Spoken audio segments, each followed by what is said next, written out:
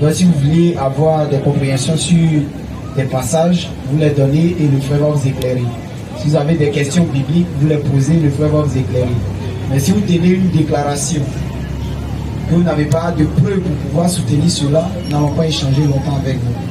Parce que ici, il est écrit et il est aussi écrit. Voilà. En dehors de ça, nous n'allons pas échanger longtemps avec vous. Parce que toute cette agglomération-là, ils sont là pour écouter la parole. Et si c'est pour donner des propos personnels qui n'ont pas de source écrite, je pense bien qu'on ne va pas échanger longtemps avec vous. Mais ça va, je vous donne le livre. Bonsoir, homme de Dieu. Salut. Je ne suis pas venu pour un débat.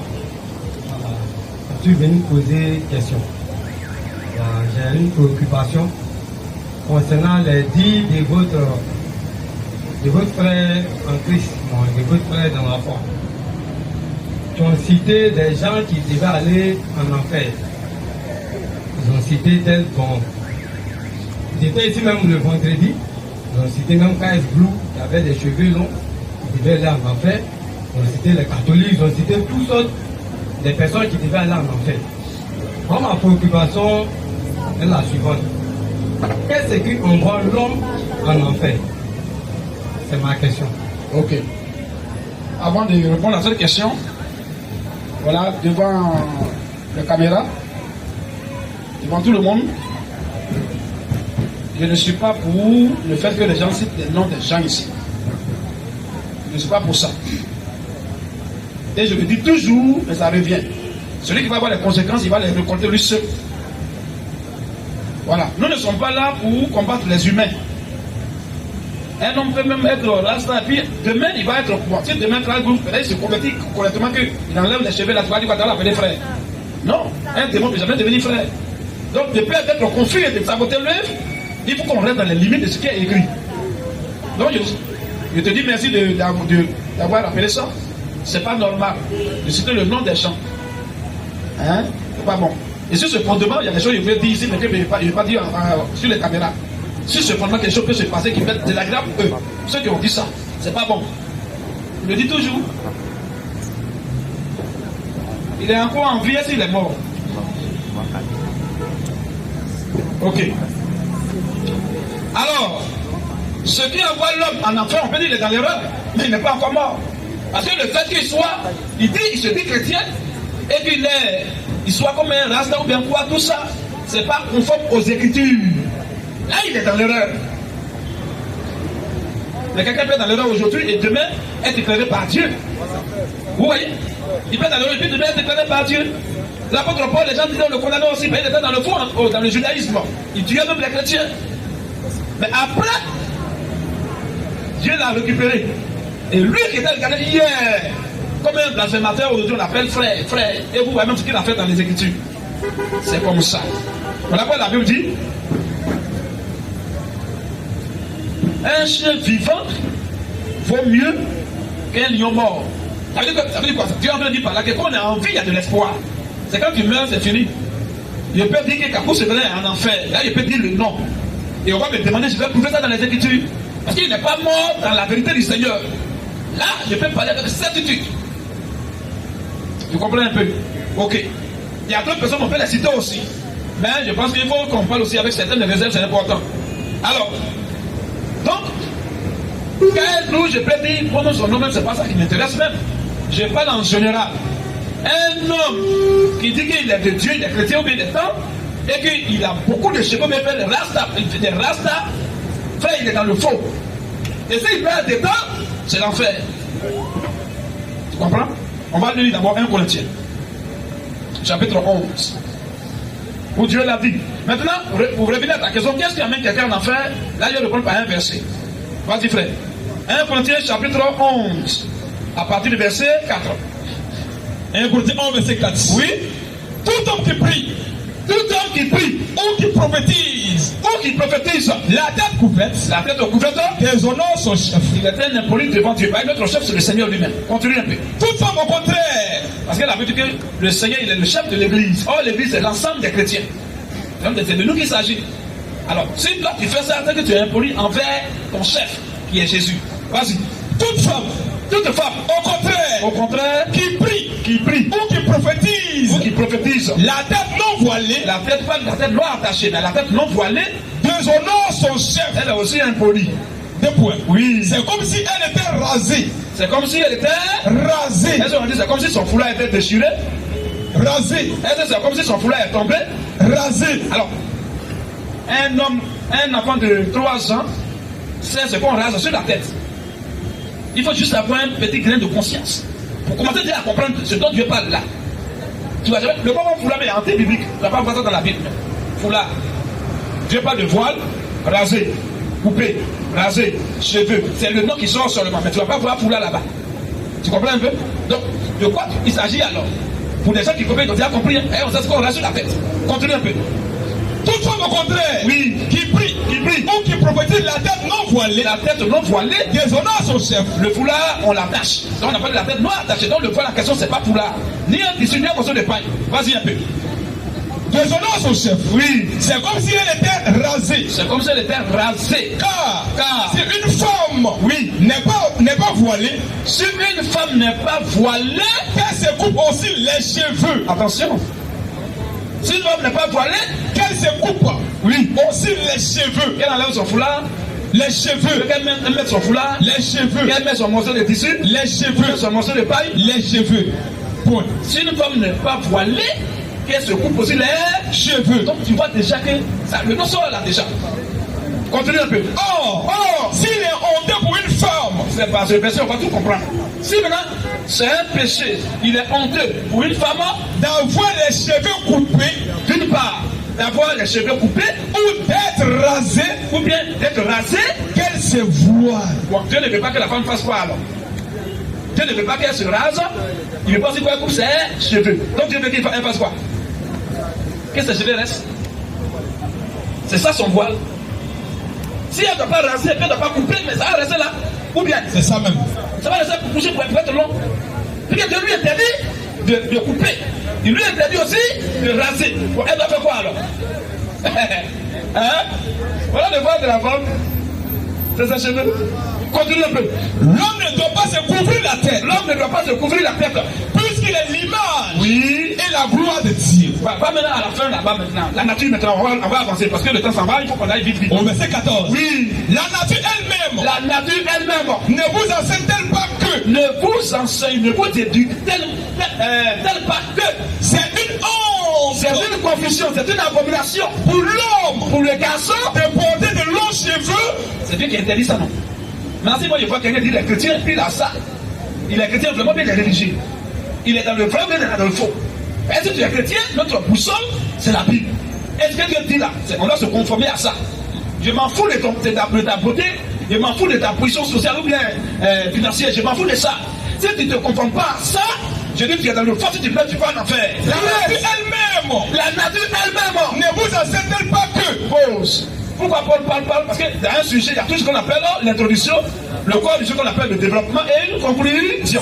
Alors, pourquoi Paul parle? Il fait une introduction, un développement, et il va vers la conclusion et puis il prend un mot. Quand tu vois une phrase souvent là, il y a une notion qu'on appelle les mots-clés. Si tu as compris la définition du mot-clé, tu vas voir que tu as compris toute la phrase. Parce que le sens de toute la phrase est caché dans le mot-clé. D'accord, que tu n'as pas compris, tu vas faire hors sujet. Alors, Paul parle jusqu'à il va à la conclusion et il nous fait sortir une notion, la nature. La nature de vous enseigne-t-elle? C'est-à-dire que c'est comme Paul est en train de dire, le sujet qu'il est en train de traiter là, c'est ce qui est naturel, il doit être sur la femme. Exactement. Mais là, c'est une honte pour le garçon de porter de longs Cheveux. Ça, c'est pour le garçon, c'est une honte, c'est un péché, c'est une abomination, c'est pas bon. Maintenant, maintenant que C'est une gloire pour la femme c'est une bénédiction, c'est une gloire pour la femme d'emporter. le un remplace long cheveu que l'homme ne doit pas porter. Parce que L'homme lui ne doit pas porter, mais elle doit porter. Pourquoi? Parce que La chevelure. le foulard, La chevelure. non, le morceau de paille, La chevelure. non, le tissu, La chevelure. son chapeau, La chevelure. la chevelure Lui a été donné comme voile. lui a été donné comme Voile. elle doit avoir long cheveu, mais l'homme ne doit pas garder long cheveu. C'est une honte. Si moi je vois un garçon qui a long cheveu, je m'en fous qu'il ne va même pas savoir s'il est chrétien ou pas, savoir c'est un païen qui est là. Peu importe qui il est. Quelqu'un qui ne se conforme pas à la parole de Dieu, il est très impoli. Et s'il meurt, il va en enfer.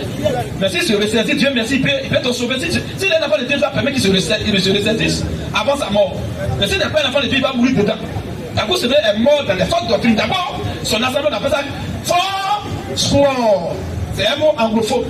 Parce que ça, là, ça vient des États-Unis. Fort, et puis square, fort. Tout le monde sait que c'est 4. Ou du moins ceux qui ont fait un peu anglais. Ils savent que fort, ça veut dire 4. F-O-U-R. Et puis square, là, ça veut dire pilier. Ou bien fondement, carré. Donc, fort square, ça veut dire que c'est une assemblée, une église à 4 piliers. Ou bien une église qui a 4 fondements. Mais quand on vient dans les Écritures, Jésus dit son église a 12 fondements, 12 piliers. Bon, fort square vient de Dieu, mais ça vient de Satan. Voilà, pourquoi peut-être il est allé en enfer? Dieu ne se parle pas sur les miracles. Mais elle a dit qu'il y a des gens qui ont dit qu'on a fait des miracles par ton nom. Sinon par ton nom. On a chassé des démons par ton nom. On a prophétisé par ton nom, puis ça s'est accompli. Il va dire, je ne vous ai jamais connu. Parce qu'il n'y a pas un seul verset qui dit qu'on fait mieux, on va au ciel. Au contraire, il y a un verset qui dit qu'on croit, on va au ciel. Donc ceux qui vont se justifier dans les miracles et les prophéties, c'est les cabos sévères là. Il y a des gens, quand tu as dit que il y a plein ici dit il est vrai parce qu'il a fait un miracle en Côte d'Ivoire. Il a fait des miracles extraordinaires, il a fait des prodiges. À cause de ça, il a même donné des prophéties après sa mort qui s'accomplissent. C'est sur ça qu'il faut se battre pour dire qu'il est sauvé. Qui vous a dit ça? C'est écrit qu'on peut prendre pression de son enfant de Dieu. Balaam, c'est un démon. Il a donné des vraies prophéties qui se sont accomplies. Oh, c'est un démon. Je suis allé l'impression qu'il a porté des choses. Oh, c'est un démon. Mais il n'a pas la doctrine véritable. Il est mort avant la Pentecôte. Voilà la différence. Il n'y a pas d'homme encore qui va quand même donner un seul élément sur lequel il peut se baser pour dire que Kabou serait sauvé. Ils vont parler là, mais il n'y a pas un. Tu comprends un peu? Voilà. C'est ça. Maintenant, même où je suis là, je connais même où son église est là, au 42, je connais ça. Là-bas, actuellement, qui prend le relais? C'est sa femme qui est actuellement pasteur, qui est maîtresse là-bas. C'est elle qui dirige, qui impose main au champ. C'est écrit dans la Bible. Donc on s'en fout des miracles qu'ils vont faire là-bas, on s'en fout. Le fait que déjà ils ne sont pas dans la volonté de Dieu, ils ne se soumettent pas aux prescriptions divines et bibliques, ce sont des procédés, ils sont dans le faux. Comme ils sont en vie, ils disent qu'ils sont dans le faux, ils sont procédés. Mais s'ils meurent dedans, il va dire que c'est des démons. Là, tu m'as donné une conviction qu'ils sont déjà là en enfer. Donc Kabou Sévérin, je peux confirmer qu'il est là en enfer. Mais quand nous, il est dans l'erreur, il est dans le faux. Voilà, voilà ce qu'elle peut dire. Il n'a pas qu'à même devenir, mais il ne peut pas dire ça dans le faux. Mais tout ce que je suis, ne pas venir, mais il ne peut pas dire. Quand il dit que tu es dans le faux, je dis pourquoi il dit que tu es dans le faux. C'est tout. Vous comprenez un peu, frère? Donc voici un peu de quoi il s'agit. Pourquoi les frères disent qu'il est dans l'erreur? Ils sont un peu, ils ont fait un cas de langage. Voilà. Maintenant, la question fondamentale, c'est qu'est-ce qui fait que l'homme va en enfer au ciel? C'est à ça qu'on va répondre rapidement avec un seul verset pour aller encore à d'autres questions. Verset 7. Très bien. Vas-y. Cependant, je vous dis la vérité. Moi, Jésus, je vous. Oh, mais est-ce que ça là, l'on peut lire ça et puis encore réfléchir? L'on peut lire ce verset là et puis aller encore ailleurs. Question. C'est que Satan même est mieux que toi. Exactement. Vas-y, frère. Jean 16, verset 7. Oui. Cependant, je vous dis la vérité. Oui. Il vous est avantageux. Il vous est bénéfique que je m'en aille. Parce que si je ne m'en vais pas, le consolateur ne viendra pas vers vous. Mais si je m'en vais, je vous l'enverrai. Niveau ce est clair. On parle du consolateur et il dit si je m'en vais, il ne peut pas dire si je m'en vais. D'abord, il vous est avantageux que je m'en aille. Parce que si je ne m'en vais pas, le consolateur ne viendra pas vers vous. Mais si je m'en vais, je vous enverrai le consolateur, ça sera une répétition. Alors, pour éviter la répétition, on emprunte le consolateur par un apostrophe. Si je m'en vais, je vous enverrai le consolateur. Mais pour aller plus loin, c'est-à-dire que dans ce verset, c'est clair que c'est Jésus qui envoie le consolateur. Pour ceux qui disent que le consolateur, c'est leur prophète. Acceptez aussi que votre prophète est envoyé par Jésus. Claire. Sinon, vous êtes des hypocrites. C'est ça. Parce que c'est écrit noir sur blanc. Et vous savez que Jésus a parlé de vérité, il ne ment pas. Quand il dit quelque chose, c'est que c'est ça. Si je m'en vais, je vous l'enverrai. C'est-à-dire, je vous l'enverrai le consolateur. Amen. Si, bizarrement, par miracle ou au prodige, le consolateur devient le gars, c'est qu'il doit aussi accepter que le gars a été envoyé par Jésus. Voilà. Et si le gars a été envoyé par Jésus, et qu'il est prophète, Sachant qu'un prophète ne peut pas envoyer un autre prophète. Donc du coup, Jésus est Dieu.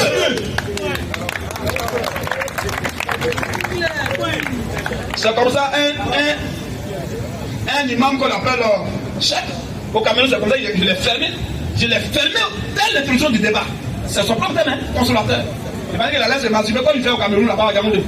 Il a dit, mon frère, tu finis de parler, et j'ai promis à la télévision devant le journaliste. Il dit, tu as fini de parler, j'ai 5 minutes d'introduction. Si j'ai fini mes 5 minutes, le débat prend fin. Il m'a dit, il m'amusait. Quand il a parlé, on a lu ce verset là. Quand il a fini, il a dit, t'as mon temps de parole. J'ai expliqué tout. Il ramène le micro. Il dit, monsieur le journaliste, demandez-lui, dans ce verset, qui envoie le consolateur? Il tourne. Mais un homme, on ne sait que ça là, c'est Jésus, je peux l'envoyer, non? Faites-moi dire, c'est Jésus qui envoie ce film. Mais il a compris ce qu'il y a dedans. Mais il dit, c'est Jésus qui envoie le consolateur. Mais il n'a pas qu'à de dire maintenant que le consolateur c'est son prophète. Oh, s'il reconnaît que le consolateur c'est son prophète, et puis il a que c'est Jésus qui a envoyé son prophète. Sachez qu'un prophète ne peut pas envoyer un prophète, c'est Dieu seul qui envoie les prophètes. Donc, si son prophète a été envoyé par Jésus, Jésus est Dieu pour son prophète, Jésus est Dieu pour les musulmans, donc Allah est en enfer. Qu'est-ce ça? Shalom bien-aimé. Donc, le débat est clos. Enseignement angélique. Mais il ne peut pas accepter ça. Il peut seulement dire que le consolateur c'est Mohamed. C'est Mohamed. C'est Mohamed, c'est Mohamed. Il ne faut même pas parler beaucoup. Il faut dire pour Mohamed, qui l'a consolateur, qui l'a envoyé. Il faut lui demander ça seulement. Et puis tu t'assois sur Jean 16, verset 7. Et puis tu parles, tu dis mon Dieu, j'ai compris. Lisons encore, tu relis encore, jusqu'à ce qu'ils disent que c'est Jésus qui l'a envoyé. C'est pour vous faire le débat. C'est pour vous faire les débats. Quand tu fais le débat, j'ai fait le débat avec Afrique ici. Ils ont pensé à insulter ma mère. Ils ont pensé à insulter mon père. On a même entendu même que je suis un pédé. Tout ça pourquoi? Parce que je les ai attrapés. Donc pourquoi quand ils vont m'insulter là, ou ils vont dire je suis un pédé, là il va dire hey, pourquoi vous dites que je suis un pédé? Il dit Jésus est pédé, mais c'est pas grave. Lui-même là, il est très fort pour se venger, je m'en fous de ça. Mais là aujourd'hui, là, le sujet là, c'est sur ça que nous sommes. Ton gars là, il est Dieu, mais il n'a pas Dieu. C'est ça qu'il s'agit. Je suis un pédé, ça devient, on peut parler de ça. Donc on fait débat, il faut être pointu. Parce qu'il y a quelqu'un d'agonie. Quelqu'un qui est en train de mourir là, les gens ils veulent faire que tu le laisses. Attends, mais tiens-le seulement. Il n'est pas loin de la mort. C'est comme ça. C'est comme ça qu'on fera le débat. Alors, donc on va terminer ta question en lisant le verset. Continue, frère. Cependant, je vous dis la vérité. Je vous dis la vérité. 2 points. Oui. Il vous est avantageux. Il vous est vraiment bénéfique et avantageux que je m'en aille. Que moi Jésus, je m'en aille. Parce que si je ne m'en vais pas, si moi Jésus, je ne m'en vais pas, le consolateur ne viendra pas vers vous. Le consolateur ne peut jamais venir sur la terre. Mais, si je m'en vais, alors si je m'en vais, je vous l'enverrai. Consolateur, je vais vous l'envoyer. Continue un peu. Et quand il sera venu, quand le consolateur qui est le Saint-Esprit sera venu, il convaincra le monde. Et le Saint-Esprit n'est pas différent de Jésus. Consolateur, c'est le Saint-Esprit, c'est Jésus aussi. Amen. Elle a dit car le Seigneur c'est l'Esprit. C'est Jésus qui est le Saint-Esprit. Il est le consolateur quand il est venu physiquement. Il repart, il revient encore sous forme d'esprit pour nous consoler encore. Amen. Même dans nos prières. Continue un peu. Et quand il sera venu, et quand le Père lui manque, quand il fait le débat, il dit c'est la première fois que je vois un homme de Dieu qui dit que le consolateur c'est Jésus. Il dit, mais tu parles que tu avais croisé un chrétien avant moi. C'est des religieux que tu as croisé avec tes cousins de l'enfer. Frère, vas-y. Et quand il sera venu, et quand le consolateur sera venu, il convaincra le monde. Il va maintenant convaincre le monde en ce qui concerne le péché. 3 choses. En ce qui concerne d'abord 1, le péché, virgule, vas-y. La justice, virgule, oui. Et le jugement. Et le jugement. 2 points. Oui. En ce qui concerne le péché, en ce qui concerne le péché là, virgule, oui. Par ceux qui ne croient pas en moi. Voilà le péché qui amène en enfer. S'il est le prophète, il va dire que parce qu'ils ne croient pas en moi, ils vont en enfer. Il peut dire ça. Hein? Il dit, si tu ne crois pas en moi, là, c'est l'enfer. Lui, il est qui? Et puis si on ne croit pas en lui, on va en enfer. Hein, vous pouvez me parler comme ça. Donc voilà un peu mon frère. Ce qui amène en enfer, c'est le fait de ne pas croire en Jésus. Quand tu ne crois pas que Jésus soit Dieu, tu ne crois pas qu'il est mort et qu'il est ressuscité, frère, il faut manger, tu vas dormir, tu vas aller en enfer. Il n'y a rien à faire. Il n'y a rien à faire. Ben, quand Dieu veut envoyer les gens en enfer, il met souvent les symptômes sur eux. Il met les signes sur eux. C'est les gens qui condamnent la dignité de Jésus. Quand tu vas voir, c'est un maudit, c'est Dieu qui l'a maudit comme ça. C'est le premier signe que Dieu met sur quelqu'un pour savoir que c'est un enfant de Satan. Dieu met dans ta tête, tu vas expliquer, tu ne peux pas comprendre. Il est fâché. Bon, vous dites que votre Allah est Dieu. Nous on dit que notre Jésus est Dieu. Bon, pourquoi pour nous, ça vous fait mal temps? Est-ce qu'il faut l'adorer? Il dit, les dieux, moi je l'adore, c'est mon Dieu. Où est ton problème? Non, le monde le montre, où c'est écrit. Je dis, Dieu a adoré moi. Bande de voyous. Tu penses que Satan fait les choses comme ça? Tu sais qu'il combat toute la dignité de Jésus là. Parce que Satan sait que c'est ça qui est source de vie. Et c'est par ça qu'il fait les affaires en enfer. Tu vois un peu? Donc tu ne crois pas que Jésus soit Dieu. Tu ne crois pas qu'il est mort, il est ressuscité. Frère, il n'y a pas d'espoir pour toi. Donc le péché qui amène en enfer, c'est un seul péché. C'est le fait de ne pas croire en Jésus. C'est ça qui t'envoie en enfer. Sinon, si tu as frappé quelqu'un, tu as fait par là, il peut te pardonner. Paul, il a fait pire. Dieu lui a pardonné. Mais tu n'as pas cru, frère, il a dit on ne peut rien faire. Et donc il n'a pas cru en Dieu, et puis il rêve dans son incrédulité. Lui, là, il va au ciel. Voilà le péché impardonnable. Voyez le blasphème contre le Saint-Esprit. Donne-lui le micro, frère. Ok, merci, homme de Dieu, pour cet éclaircissement. Information. Information urgente. Shalom à tous. Une cotisation de 100 €, soit 65 000 francs CFA par personne est lancée pour l'achat d'un lieu de prière. De ce fait, tous ceux qui désirent nous venir en aide sont priés de contacter le numéro suivant: plus 225 07 77 23 76 51. Merci pour votre participation et que Dieu vous bénisse. Ton frère, tu ne connais pas ça que moi.